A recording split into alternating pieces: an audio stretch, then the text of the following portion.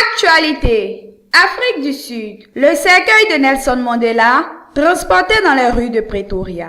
Ce mercredi 11 décembre, un convoi funéraire a transporté solennellement le cercueil de Nelson Mandela dans les rues de Pretoria. Direction, le siège du gouvernement où la dépouille de Madiba sera exposée. Tout au long du chemin, les habitants de la ville se sont recueillis ou ont chanté au passage des véhicules. Ce matin, la famille et le président Jacob Zuma se sont inclinés devant le corps. Plus tard, c'est la foule des anonymes qui sera admise dans l'amphithéâtre de l'Union Building. Des chefs locaux de l'Eastern Cape, la province natale de Nelson Mandela, ont donc porté le cercueil de Mandela entouré du chapeau sud-africain. Ils ont grimpé les marches de l'amphithéâtre du palais présidentiel, l'Union Building, suivi des membres de la famille de Mandela. On a vu Mandela, le petit-fils du premier président noir de l'Afrique du Sud et chef du clan Mandela, la mine très grave. Des centaines de soldats et de policiers se sont mêlés plus tôt ce matin aux citoyens sud-africains à Pretoria pour former une aire d'honneur